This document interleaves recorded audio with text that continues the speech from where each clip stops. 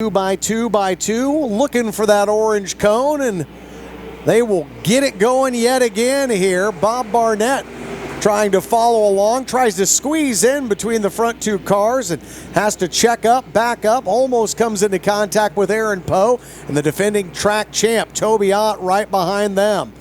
Frazon comes down and runs into the 35 of Zigan. Zigan gets turned, and it'll be a big pileup in the middle of turn number 4. Oh my. Bob Barnett will get us started here. Let's see if we can get all the way around this time under green as the street stocks roll through 1 and 2. Coates at the bottom of the track trying to take a spot away from Bob Barnett and falls back in line. The 7X of John Scott behind him. He goes to the outside, and then more beating and banging back in the field. 1 lap down, 19 to go. Boy, Bob Barnett's car started the night so pretty, but look at it. It is not pretty, but it looks good as far as how it's running. It's still able to stay up front. He started in second. That's still where he's at. Cars hop through turn number 4 now, and Johnny Coates able to pull up alongside Bob Barnett, trying to slide up in front of him and take the spot away. Barnett not giving it up easily, though. It's the 35 of Coates trying to grab the number 2 spot. Contact back further in the field between John Scott and the 69 of Brian Brown. All the while, Cody Frazon with a 1.7 second advantage on the field. He enters turn number 3 as everybody else makes their way halfway down the back straight. All wadded up back for 4th. 5 cars fighting for that spot. Derek Brown, after starting tailback after getting DQ'd, has worked his way up. He's now eyeing a top 5. Frazon got 1 win here at the Diamond of Dirt tracks in 2019, along with 10 top 5 finishes. A consistent car each and every week as a part of the Big Adventure RV Weekly Racing Series.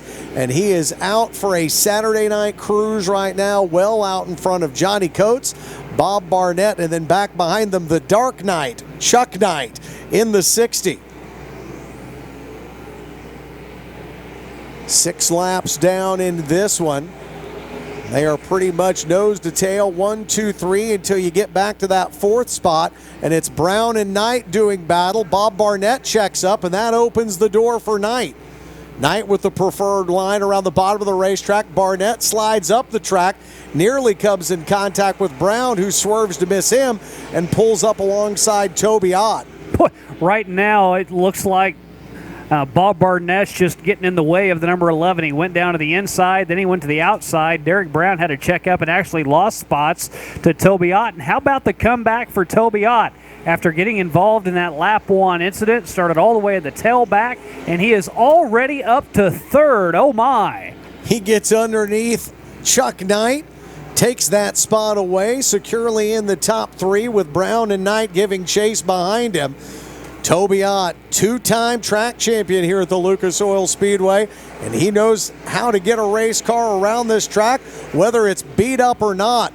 A street stock A-main that looks a little bit like we had a demolition derby before it starts. A lot of race cars with a ton of sheet metal damage, but you know who keeps rolling and clean?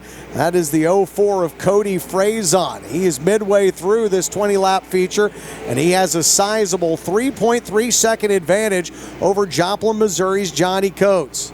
Toby Ott still continues to advance through the field. He's up to 3rd. He really hasn't changed position, but he's getting closer to Johnny Coates. And how about Derek Brown? He has cleared Chuck Knight. He's up to 4th. He's riding the high side, trying to find some momentum up there off of turn 2. Derek Brown, who won the feature on Sunday night, now turns his attention to Ott and Johnny Coates. A great race back for 2nd place. Ott sticks his nose under the 35, but Coates powers down the front straightaway. Those 3 cars have all cleared the 60 of Chuck Knight. And Cody Frazon continues to just run like it's a time trial. Slowed that time through the middle of 3 and 4. He may give a few tenths of a second back to the field here. Lucky number 13, now 7 laps to go. And that time he did, Shane, about 4/10 of a second after that bobble through 3 and 4 is what Cody Frazon gives back to the field. And now Derek Brown powering his way around the racetrack. And right now, Cody Frazon wants this thing to stay green the entire way. He has built up that lead, and the last thing he wants is for a caution to come out and have to look at Derek Brown and Toby Ott in the rearview mirror. They are hard charging. They have worked their way through the field, and the 11, I think, would have something for Cody Frazon if he were able to catch up with him. Bob Barnett's going to have to make the hard right-hand turn. He exits in the top of turn number 2, right in front of your race leader, Cody Frazon. Flying around the Diamond of Dirt tracks tonight. When he comes off of turn number 4, he'll have 4 more laps between he and a feature win. His second in as many seasons here at the Diamond of Dirt tracks. But the man on the move is Derek Brown, your race winner from a week ago. And Shane, he is continuing to cut the margin. It was 3.5 seconds, then 2.5 seconds. Now 1.8 between first and second as Brown is reeling in Frazon. That lead now 1.5 seconds with 3 laps remaining. But does he have enough time? I don't think so. About the only thing I could see happening is on the last lap, some type of kamikaze move just to make one last-ditch effort. He's catching up with him, but I think he's going to run out of time. Frazon around the bottom of the racetrack this time. Brown tries the high line. They fire down the back straight here now, and a car washes up the track in front of your race leader, and that is going to tighten things up. The 7X that time. John Scott and the lead erased, Shane. Here comes Brown down to the bottom of the track. He fires around Frazon and gets out in front. Brown now trying to make it one more time around.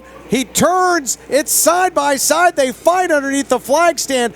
Brown motors around Frazon. He will see the green flag and press down on the noisemaker. Jump out in front of Ryan Middaugh. Johnson in tow, but he will spin it out over in turn 1. He went in too hot. Johnson and Reed make up row number 2. As the green flag will fly again, everyone stays pretty much spread out over in turns 1 and 2. Looks as though they'll all escape. Well, maybe not quite so much. Josh Dugan has to go to the infield, but we stay green as he gets back out on the track. Now the question is, can we get through turns 3 and 4? Indeed, they can, as it is Mitch Keeter out in front of the field, Ryan Middaugh in tow.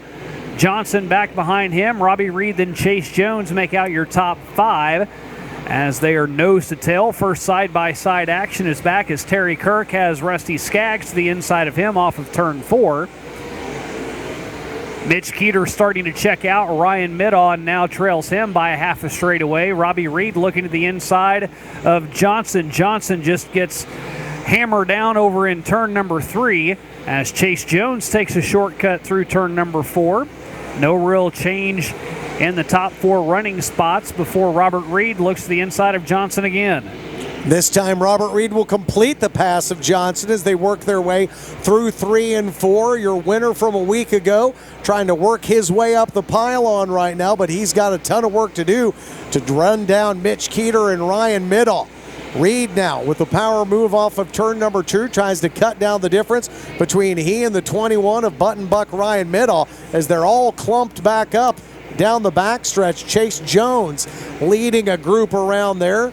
See Jason Persley around the bottom of the racetrack as they fight back in the middle of the pack. Well, now Mitch Keeter's going to have to get through lap traffic. He disposes of Josh Dugan. That's the first one he had to get by. In the meantime, Robbie Reed has worked up to second. He started back in 4th. He has clean racetrack in front of him before he catches up with Josh Dugan. That's a straightaway between he and the lapped car. Johnson back in 3rd, Middaugh in 4th. Joe Duvall, Big Daddy back in 5th.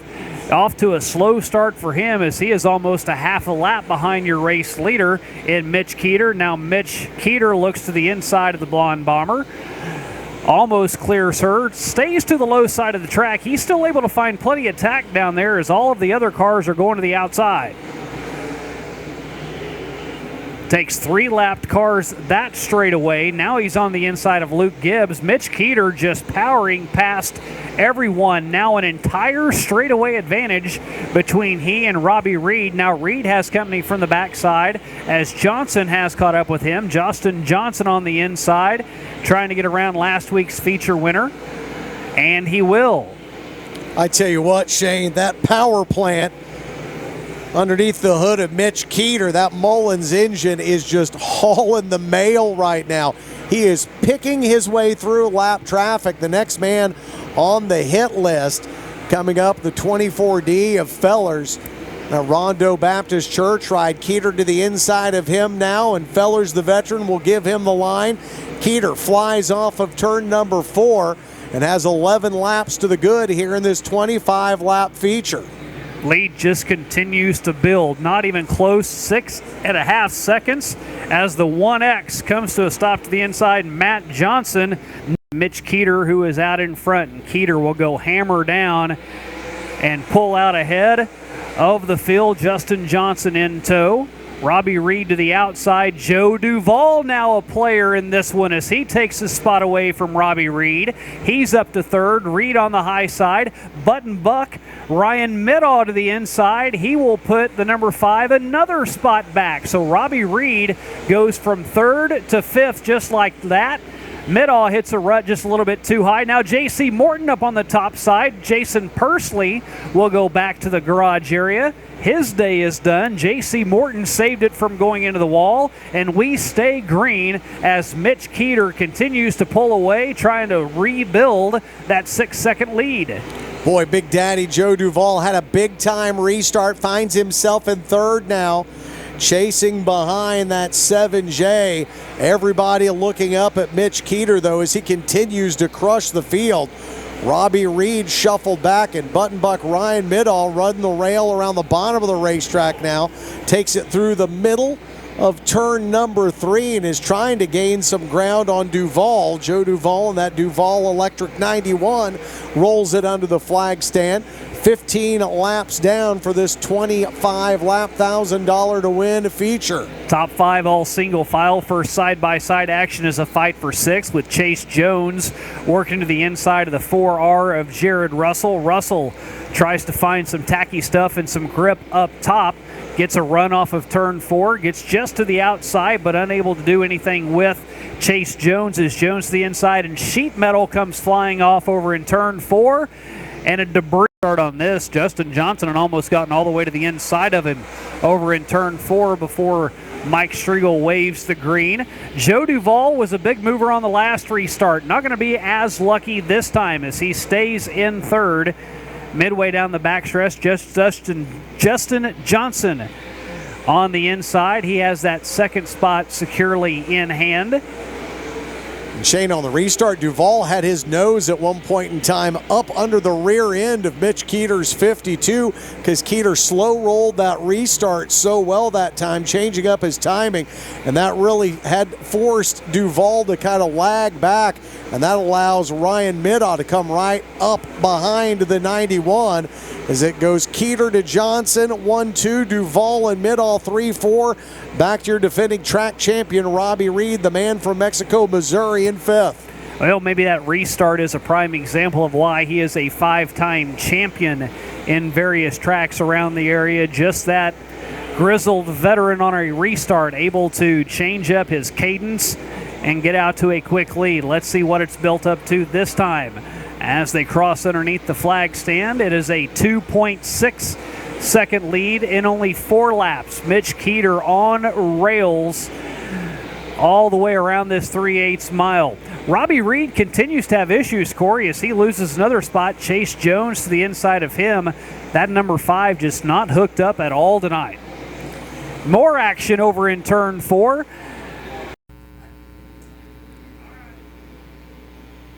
As they go bouncing out of turn 4. We keep an eye on turn 1 and 2. That's where everything's been happening here tonight. As they will exit turn 2 clearly. And Mitch Keeter, wow, what a restart as he just continues to roll. Hippity-hoppity all the way through 4 again. and he will have 4 laps between he and a feature win. Robbie Reed on the outside of Chase Jones, trying to get one of those spots back. Mentioned he'd be happy with the top 5, and that's where he's at right now. His car just has not been handling all that well. He's on the outside of Chase Jones. Plenty of damage on that 0-3 machine as Robbie Reed shuts the door as he goes sliding down to the inside. Ryan Middaugh up in front of him. All in the meantime, Mitch Keeter continues to just pull away with 2 laps left. Keeter continuing to crush the field in this one as he has after every restart. A 1.5 second advantage now over Justin Johnson. No real challenge for Johnson in second. Big Daddy Joe Duvall rolling in line behind him in third as the white flag comes out, Shane. One more time around for Mitch Keeter, sitting 11th in the national points standings. First time to Lucas Oil Speedway this season. Came here one time last year, unable to even collect a top 10. Boy, he did better than that tonight. Your feature winner is Mitch Keeter. Here at the Diamond of Dirt tracks, and it is time for the late models to get loud. Richwine puts his foot to the floor, and Johnny Fennewald flashes around him and jumps out into the top spot. Ashley Lancaster falls back to the back of the pack, and Cornell goes to the high side to start making his way back through the field here as we complete lap number 1. A great start for Johnny Fennewald, Shane, who just shot around the 42 of Richwine. And he needs a race like this after what happened last weekend with him. Not even able to finish in the top 10 because his car caught fire, unable to finish, and now he is out in front. And this is the type of racetrack I think he likes. It's not real muddy around the top. He's got a nice, I wouldn't say slick, but it's not going to be as thick and heavy as some other drivers like it. And this is where he really accelerates, able to find that line and just pull away from everyone else. That's his preferred type of track. Aaron Morant from Richmond, Missouri rides around the top. He likes it a little bit more mudded up. He likes it to be hammered down wide open, but he has found something working around the top of the track, pulls right up behind the 42 of Richwine, trying to take away the second spot away from the driver of that rocket chassis. Fennewald exiting turn 4 as everybody else enters turn number 3, and the Flash is flying around the Lucas Oil Speedway. A 3.3 second advantage as 4 cars race behind him in a clump for second place. Richwine holding on to it, but Sean Strong and Aaron Morant want to take it away from him. Cole Henson trails behind them along with Larry Ferris. Caden Cornell, Shane, has picked up 2 or 3 spots, but has a huge group of cars in front of him in between he and your race leader, Johnny Fennewald, as we make our way around now 7 laps into this one.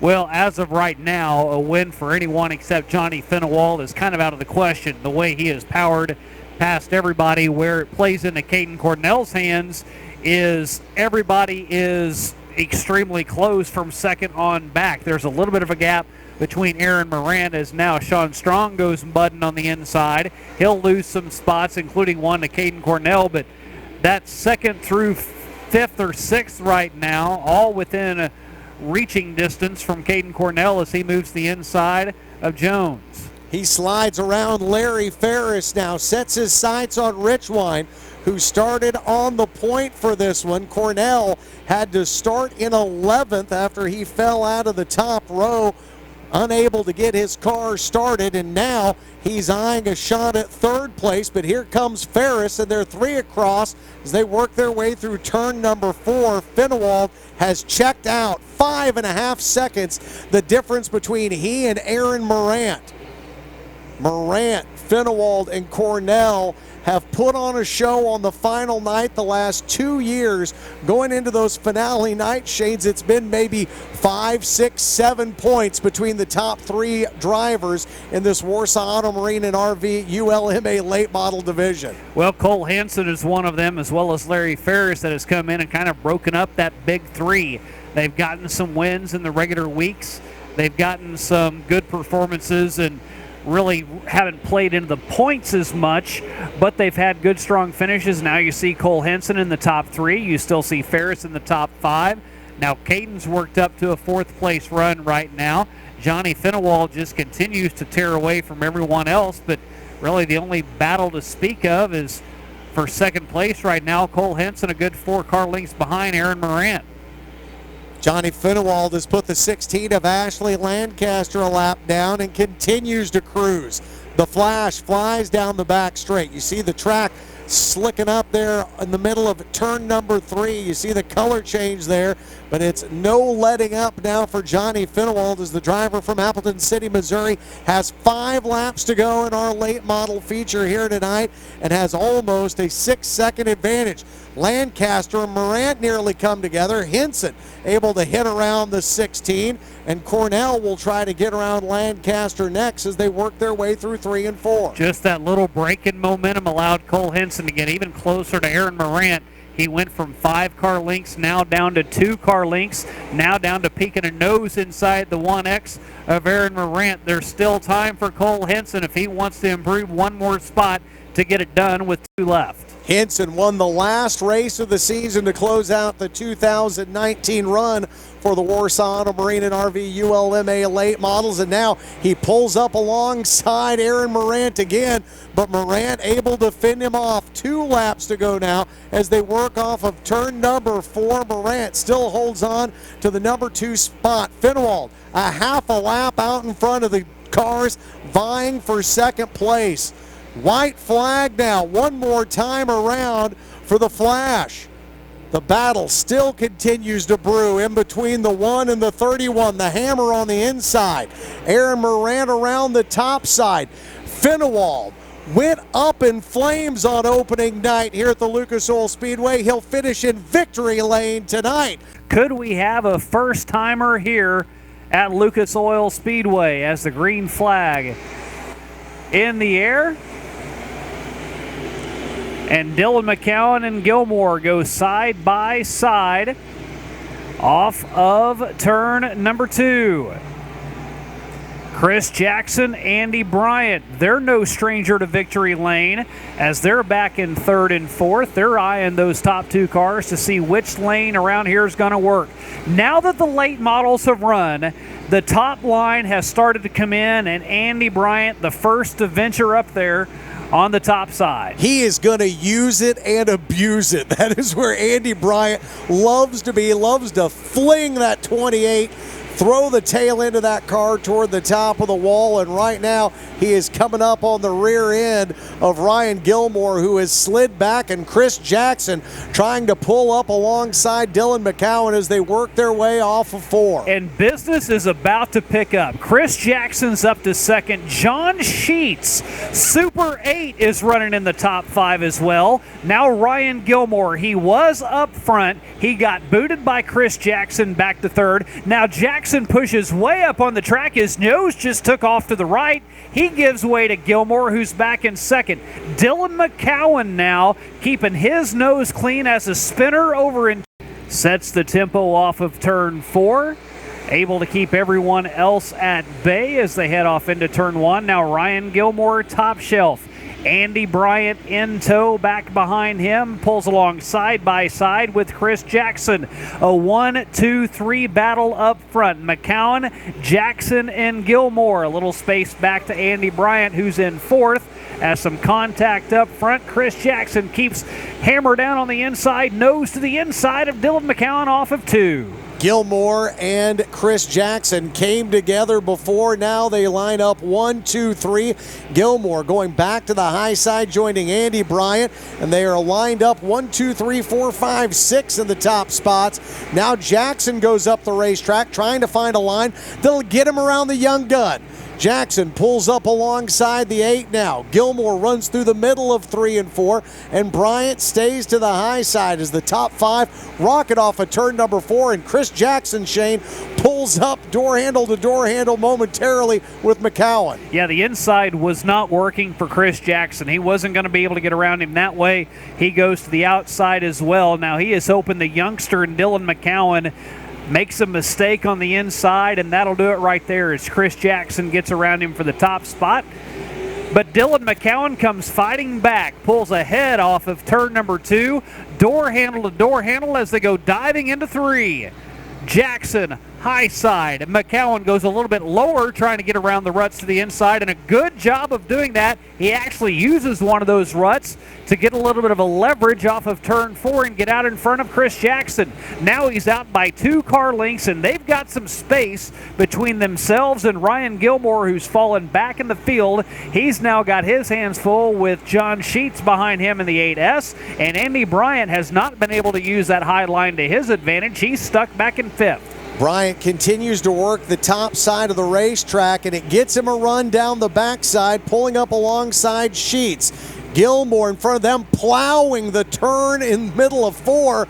That takes a little speed away from the 66, and all of a sudden the 28 and the SS are knocking on the back door now, looking for a battle for 3rd place. All the while, Dylan McCowan, Shane, able to keep about 2 or 3 car lengths between he and Chris Jackson as a car is off the pace and on the grass just off the racing surface there in 4.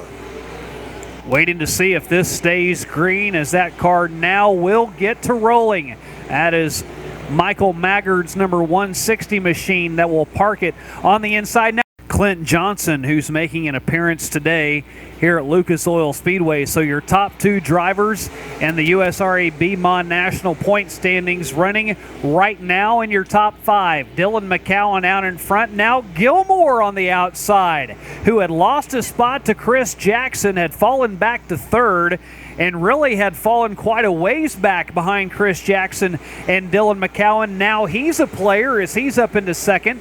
The aforementioned Clint Johnson, he's looking to make another move as he's in 4th, looking at the inside of Chris Jackson. Now Gilmore, he'll power to the outside, looking for his first win at Lucas Oil Speedway and trying to take advantage of the youngster in Dylan McCowan, and will. On that lap, he'll get around and lead. Lap number 13, now a half a car length advantage, a full car length advantage in front of Dylan McCowan. McCowan came in 3rd here on Sunday night. The junior from Skyline, Missouri, a track championship under his belt so far in his young career, but no win here just yet. And it's going to come down to who wants it more, he and Ryan Gilmore, as Gilmore tries to get a stranglehold on the lead here, slides his race car through turn number 4. McCowan trying to close down the difference, and all the while lurking back in the weeds, the 65 of Chris Jackson out of Lebanon, Missouri, with 5 laps to go. Ryan Gilmore, 2 car lengths advantage over Dylan McCowan. McCowan still not going away. He runs the inside of turns 3 and 4 with 4 laps left, but then he'll follow Gilmore around turns 1 and 2. Chris Jackson lurking in the weeds back in 3rd, but he is losing some ground to those top 2 cars. Gilmore, a bad entry into turn 3, loses some ground as Dylan McCowan catches up with him a little bit. 1-2 across the line still, with Gilmore out in front of McCowan. Jackson back in 3rd. Clint Johnson now running that way high line in 4th, with John Sheets behind him. J.C. Morton behind Sheet. Shane started in 10th, moving his way up, trying to get in the top 5 as he currently rides in 6th. Ryan Gilmore, 4 second-place finishes here alone last year. He went back-to-back runners-up on back-to-back Saturdays in July, and he is trying to hold on one more time around. He has a 3 car length advantage over Dylan McCowan as they cross underneath Mike Striegel that time around. Chris Jackson in tow as they are lined out 1, 2, 3. No lap traffic to worry about at all for Ryan Gilmore, a bridesmaid 14 times the Lucas Oil Speedway. No more. He wins his first feature at the Diamond of Dirt Tracks.